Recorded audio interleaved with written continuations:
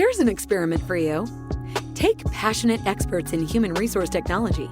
Invite cross-industry experts from inside and outside HR. Mix in what's happening in people analytics today. Give them the technology to connect. Hit record. Pour their discussions into a beaker. Mix thoroughly. And voila, you get the HR Data Labs podcast, where we explore the impact of data and analytics to your business. We may get passionate and even irreverent, but count on each episode challenging and enhancing your understanding of the way people data can be used to solve real-world problems. Now, here's your host, David Turetsky.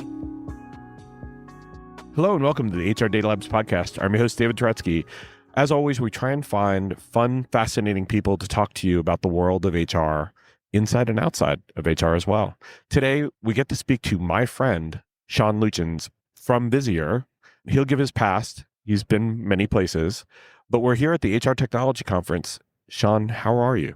I'm great. This is awesome. I know you just mentioned it, but there are pigeons flying throughout here. It's very interesting. It's a giant indoor complex with flying pigeons in the conference. I don't think that's actually a feature. I think that's a bug. Well, I do live out in the country a little bit, so I appreciate them bringing a little bit of that into the building for me. Yes, rats with wings or something that we should be hoping for. So, Sean, why don't you give a little bit about your background? Yep. So I've been in HR for 30 years, 25 years, a long time, basically doing talent acquisition software, compensation benefit software, places like salary.com. In the past, Korn Ferry, Mercer, and now at Visier. All of it's always been around building software and working with, clients and partners, and never a practitioner, because honestly, David, that looks really hard. And I'd rather provide them really cool tools and let them do the work. Yeah. Well, as a former practitioner, it really is hard. But the fascinating thing about being a practitioner and then being the solution or trying to be an innovator in it is that you think you know, but you don't from what you did, because things change. Oh. And so I don't know everything. I definitely don't know everything. And so the wonderful part about doing this work is to be able to talk to people and to be able to get their perspective on what happens now. So you're right. It is, being a practitioner is hard. We're going to talk about that a little bit with our topic today. But Sean, before we get to that, what's one fun thing that no one knows about Sean? Probably some know, but I'm definitely an avid outdoors person. So, which is interesting since I'm in Vegas. So Vegas is in my top 5 places to generally not visit.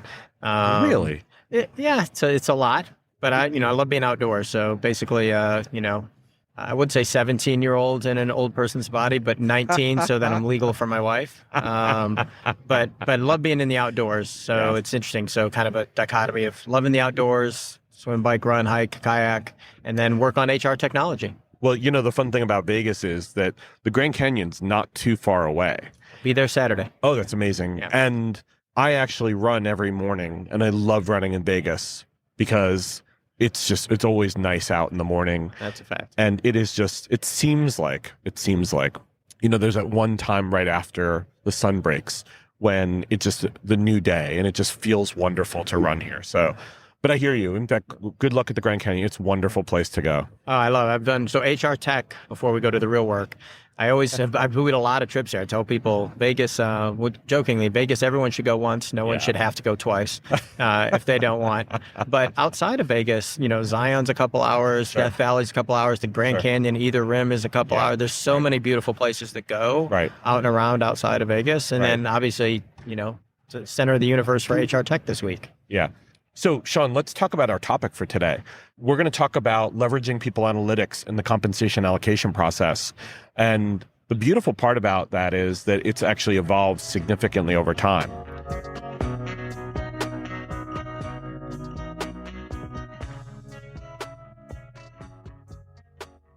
Let's first start with, why has it become so difficult to allocate compensation with all of the wonderful technology that is available today? I don't know about you, but I don't know very many people that are hopeful about the world of work. And I'd like to change that. My name's Marcus Mossberger, and I started the Hope at Work podcast, where you'll find 2 things. Number 1, really interesting guests. And number 2, innovative ideas about the future of work. Check it out. Yeah, I think just because more, we mentioned the practitioners, more is being asked of the practitioners now. So, and I know we'll go into depth of this, but at a high level, I kind of joke. At one side, they are asked to differentiate for pay for performance or a 9-box or come up with some complicated way to make sure that people are being paid differently. And then on the other side of the spectrum, you have to pay fairly or equally. And so at a high level, the practitioner is being asked to, you need to pay differently, but the same. Right. And so how do you actually square that out through the process? And the compensation process is a way to tackle some of those issues. Right. But I mean, let me fundamentally disagree with one thing you just said. It's not paying the same. Pay equity is not paying the same. It's paying fairly within some guidelines so that you're paying people doing the same work at ostensibly the same level. Correct, which is why I think technology becomes the key part, right? So if you don't have tech to measure how you're differentiating and document that, then you have to pay the same, and you don't want to pay the same. And so now you have more tools and more things to do through the process. And I might date myself a little. When 360s came out, it was kind of a thing. You did it, you checked the box, and it didn't matter. Now they really matter, right? So you have to make sure everyone does their diligence, goes through, and why is David a better performer than Sean, so that I can pay in a differentiated way? Because if I don't document and manage that, then by theory, we're doing the same job on paper. We could also argue, though, that trying to differentiate with 3% increases doesn't really help very much. Agreed. Well, now 3.5, maybe 4, but it depends what you read. Even so, and what you experience. But even so, it's just very hard to differentiate pay or differentiate based on performance when you're not dealing with a lot. Well, but depending where we go, I think that's where there is some upside to where the tech's going now. So if you can go back and say, I'm going to lower my, risk of resignation and my turnover, and I'm going to do these things because statistically, if you give me another percent, so I move from 3.5% to 4.5% or 5%, I'm going to save you 2 points. That's the math that you need to run up to the CFO with. Otherwise, you're asking the CFO for more money without a rationale, and that's hard. Yeah, I think I've tried in the past to run past CFOs. Give me more money. I will, try and make a business case that we're going to reduce turnover and therefore reduce cost. And I got back, well, it's not a zero-sum game. You don't get that money. We have to actually keep that money, so we're increasing our margins, or at least we're steadying our margins. So I've had that happen as a practitioner, and it's a tough fight. It is, and pulling in the analytics or whatever tool you want to use, I guess. If you're pulling it in from across the business and stay just out of the compensation lane, but integrate that into your compensation world, the two have to get married together. Otherwise, the ROI doesn't make sense. It's just a turnover game, not a business ROI. Totally.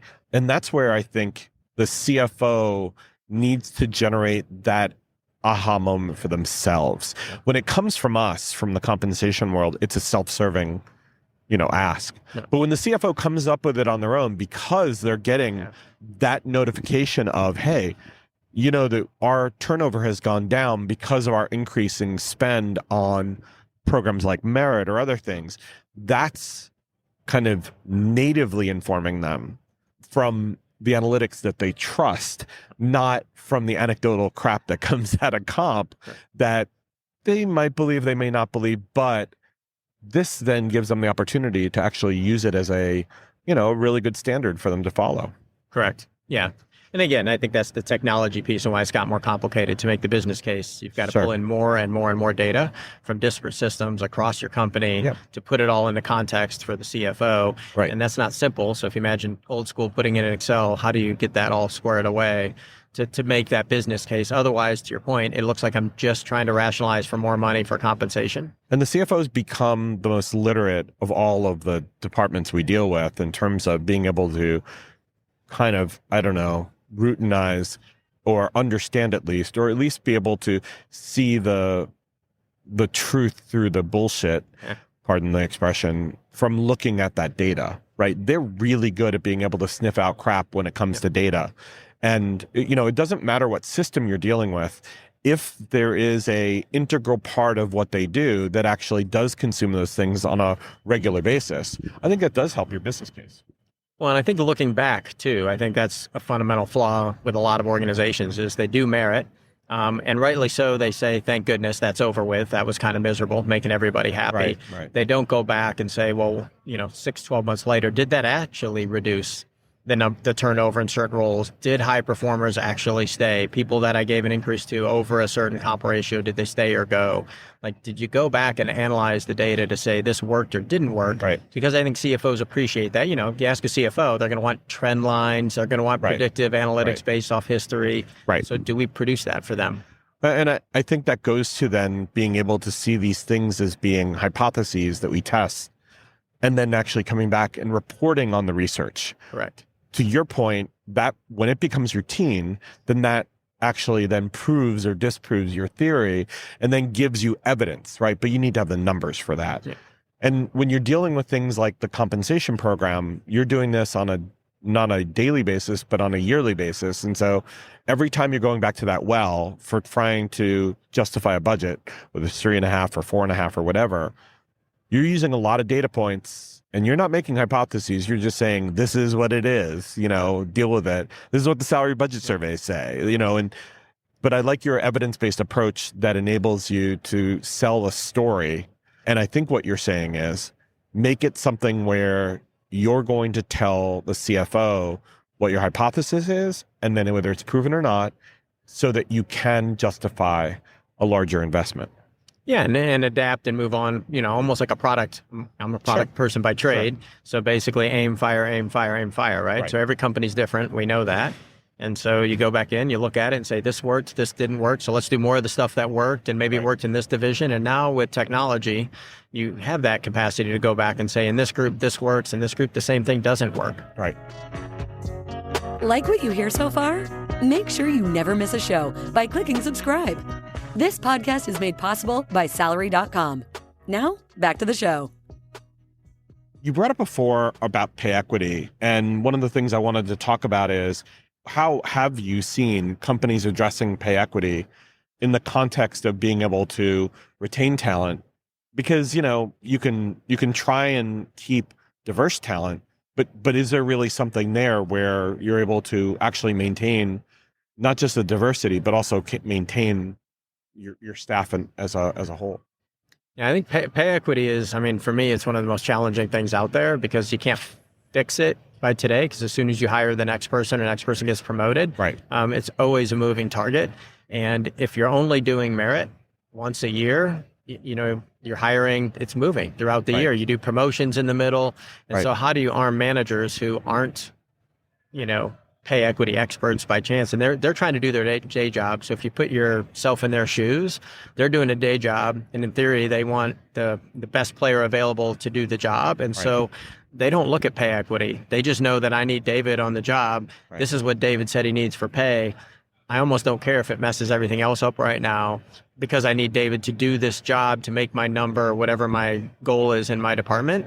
And so how do you arm them with enough information and help to help them make decisions to say, well, this is what's going to happen and down the road? To me, that problem that you're highlighting comes down to training the manager on making sure, whether it's David who needs to be supported from a pay perspective on what he says he needs, to making sure Barbara doesn't suffer because David's getting the increase that Barbara should have gotten, and that David and Barbara aren't on the same level playing field, especially given performance and education and experience and things like that. Yeah. But I think that's the remediating it is hard, right? Highlighting it, I wouldn't say is easy, but you highlight it and there's a giant gap. And I haven't seen any companies, maybe you have, who said, well, I'm just going to go ahead and I'm going to bite the bullet this year and make pay equity, and I'm going to pay it all right now and catch everybody up. Generally, what I've seen, most companies are trying to create a remediation strategy moving ahead and say, over the next couple of years, while I'm doing my 3% increase, I need to catch these people up and kind of move forward. And so I think giving managers both the tools, but also kind of a forward-looking predictive analysis to say, if you make this change, you're only making the problem worse, or here's how you make the problem better over time, or here's the differentiation if you don't make it. What happens if I don't give Sean an increase, even though I might want to? What's his risk to resonate or go somewhere else based on what we know in the market? Well, it is a multivariate equation, right? And once you're trying to solve for, as you said, you're trying to solve for David or Sean and Barbara, you need to make sure that awareness of what those puts and takes do to affect pay equity. You mentioned the plan, and the plan is very important because once you find out you have a problem and the awareness is there, it doesn't help if you're doubling down on that when you give merit increases in the 3%, even whether it's peanut butter or not, it doesn't help. But typically what I've seen is that plan gets made with the CFO, and there is or are monies set aside for those remediations to happen over time. And then to your point before, every subsequent pay change has to be taken into consideration in order to make sure that things are done right.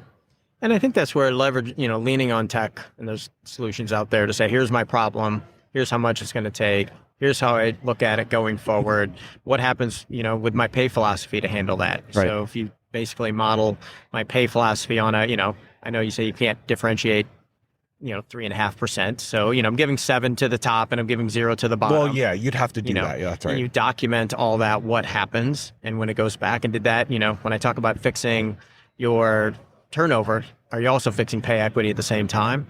And can you take a look back and say, what did that do? So I used this strategy. I think it's the best strategy. I went with a 9-box strategy. Right. And then I realized that, that didn't work. Females left or females got left behind or what have you with this. So I need to go fix that. Well, sometimes doing the right thing means that your organization has to suffer through some turnover. Yeah. And I think we've seen significant, in each personal situation we've dealt in, as a boss, I've seen this happen where I've had to make significant improvements in pay equity challenges where I knew that in doing that, I was going to have to lose some other staff. Yeah. And that had to be okay because doing the right thing sometimes means pain. That's got to be okay. I think that's the hard part is I fundamentally believe, I say all, maybe there's somebody who's not, most organizations want to be fair and good payers. Like I do think they want to be. Then it comes to the financial issue of, do I want to bite the bullet on the money and how do I make that happen? And to your point, is it worth me losing my best talent over this? So it becomes hard choices. I think if there was money wasn't an issue and turnover wasn't an issue, which now I'm into rainbows and unicorns and pot of gold at the end. Yeah, exactly. Then I think people want to be fair payers, but then I think they just slowly fall out of the fair payer funnel as they go down and difficult decisions have to be made. And I still always come back to the manager, the line manager. He has a number that is not a human resources number. Generally, they've got something, they've got a business number they have to hit, and you are telling them they can't get this player to get this goal if they do it. And that hard decision isn't so hard for HR. It is, but the line manager now has to not make his number and his bonus might be made on his number. And it gets complicated and personal very fast. Yeah, but that's why I always say, and people who've listened to my podcast will know that I've always kind of pronounced HR is not HR. HR is the business. Yeah. And if we're setting ranges or rates of pay and we're giving guidelines, we're giving managers the information to make business decisions. We're not making it for them, but we're doing it in context of being a trustee for the board and for shareholders or for the ownership of being able to manage their money fairly and accurately. And so I don't buy people blaming HR. That's bullshit. Well, that's just a cop-out bullshit. I think HR can help a lot at the beginning of the year. Before you get the increase that comes out from the CFO, are you communicating that up? Hey, by the way, every quarter, this is the amount of money we would need to remediate. Here's the issues. Here's what we did last time. And so I think part of the problem's always been once a year, the CFO has this dreaded period of time of which someone comes to him and says, we need money for remediation versus it's always on their mind. It's always in the back of their mind. And here's the money. So when they get a 3.5% and they're like, well, here's the number, they know it's not enough. Okay. But everything you just said there are business decisions, just like managing your AR, managing your debt, managing other things. They're business decisions and that are the levers that are in the key hands of the right stakeholders, whether it's the CFO or the business owner or the manager who's making these decisions. HR is guiding them on it, and they're using data, to your point before, and analytics to be able to provide them with which is the best investment. Is it fixing a pay equity issue, or is it giving a person an increase who, helps drive your business forward? Mm-hmm. I would argue that because there have been structural issues with pay over time, that a lot of the people who have now pay equity issues have not been enabled in order to be able to get that pay and to be able to make those decisions, because they could have been or should have been in that same position as the person who we're talking about might be the person who's not getting that 7% increase because of this. Yeah. Sorry, that was a very political statement, but Well, I think, having the technology and the tools to push down your pay philosophy to fix that will help managers. Because I think, again, this is something, might have been a World at Work survey, 33% of managers have either never done or doing their first or second equity run through. And so it's not their core competency either. You don't hire a process manager because of their HR skills. You hire them because they're great at being a process manager. or the Peter principle, you grow to your highest level of Well, and it's not your core competency in your Right. job. And they probably don't ask, I've been hired as a product manager several times, right? Sure. No one's actually asked what my HR skills are, how I am as a manager, right? Right. And so if you can push that pay philosophy down and give them some guiding principles and some information and context, they're generally smart people, right? So you give them some context to say, here's what's going to happen. Now, here's the risk of resignation if you move this up and down. Here's what happens in the next couple of years. And you give them some of those tools to push Sure. that philosophy down to Right. help them along the way. Right. Again, I know you'll say not everyone, but I said most people want to be fair payers. And I assume most managers want it to be fair payers as long as you give them the tools. Yeah, I don't necessarily completely agree that every company wants to be. Some know their pay gap and do nothing about it. Some don't want to know what their pay gap is. And then some go to the extent of actually not only understanding their pay gap, but then learning what's the statistical significance of their pay gaps. Yeah. And whether or not they're ones that need to be or must be taken care of. Fair. It's a The spectrum. ostrich method is my favorite there. That is still my favorite, as long as that's a legitimate way. It Like if I certainly don't, is. you talk It's to the companies, I worst, don't want to but know, because yeah. if once I know, then I have to admit I have a problem, and Or I do have something to about it. mentally choose to Yeah. not to ignore it. Right. But if I don't know I have a problem, I didn't choose to not fix it. Right. Hey, are you listening to this and thinking to yourself, man, I wish I could talk to David about this? Well, you're in luck. We have a special offer for listeners of the HR Data Labs podcast. A free half-hour call with me about any of the topics we cover on the podcast or whatever is on your mind. Go to salary.com/HRDL consulting to schedule your free 30-minute call today. And that kind of gets to the last question, which is, what could organizations do in order to start making inroads in these extremely complex business decisions? Yeah. Which, I'll preface it with what you said earlier. There's a small budget to make it happen, and it's a pay issue, right? So fundamentally, you have to change someone's pay. I don't know about you, but I haven't heard any company say we're going to fix pay equity by reducing some people's salary to lower them. So that's not a thing. No. And so now you're talking about spend, Yeah. and you only have 3.5%. So I think the first thing is that they go out and they build the foundation of the tools so that you can differentiate with pay. And so that you can actually go back out and say, is this a pay equity issue, or is someone an underperformer, overperformer? And there's all those realms in there. Oh, absolutely. And have a documented pay philosophy. This is how we pay. Right. We want to pay at 57.5% of comp rate, whatever, however scientific Right. they want to be. Right. And we're going to use pay for performance or 9box, and then document that before you start talking about the comp allocation software.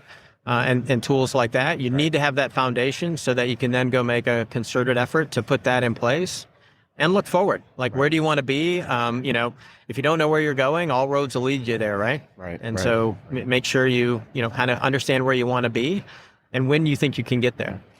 But to me, the add-on to that is educate. Huh. Inform, give insight, give as much information as possible. You're mentioning all the great analytics you can bring to bear. It's not just about the comp ratio. It's about, as you mentioned before, what's their, readiness to resign? What's their flight risk? If we want to go there, what are other things that we can look at, performance over time, or other things that are the leading indicators as to, how do I allocate this 3.5% or more, it's 4% or whatever it is. How do I give the right decision in this really complex, crazy world? Well, don't be afraid to be wrong. And I say that from the standpoint of, Right. if you're afraid to be wrong, you'll kind of go ostrich method and say, I did my best effort. I don't Or want to go peanut back butter and see. method. Yeah. Well, peanut butter's the safe way, right? Well, although actually, No, I statistically would it's wrong disagree. It's because the worst, you make it worse, right? Yeah. Statistically, 3% of a bigger number is bigger than the smaller number. Wow. So Yeah. you actually just make the problem bigger. But be willing to go back and say, we had a good thesis, we put it together, we put it into play. Let's go back and see what happened, and then be like, okay, we were good here, we were bad here. Let's just get smarter as we go and address the problem. Say the good and the bad with pay equity is you can't fix it on one given day. No. And so it is a long-term effort. So you have the ability to kind of aim fire as you go. And being wrong and getting or having turnover happen isn't necessarily bad. Yes, there's some regrettable turnover and there are people we don't want to lose. But what happens when there's turnover? It brings opportunity for other people, right? And so to me, the longer tail here is, I look what you were talking about before, fail and learn and then move on. Yeah, it's a GPS, I don't know, it's a pay equity GPS, recalculating. Right, exactly. You just kind of, that road's closed, that didn't work out. And I think it's going to get complicated. You'll find some divisions or departments have, what you thought was going to work, worked. And for another set of individuals that are good at a job, it didn't work. Yeah, that brings up flexibility, right? Giving guidelines that are flexible based on the business need of the individual area. Totally agree. There are whales loose at HR Tech. In Vegas, by the way, which is inside where the pigeons are. Yeah, I did not know those two cohabitated. Only in Vegas.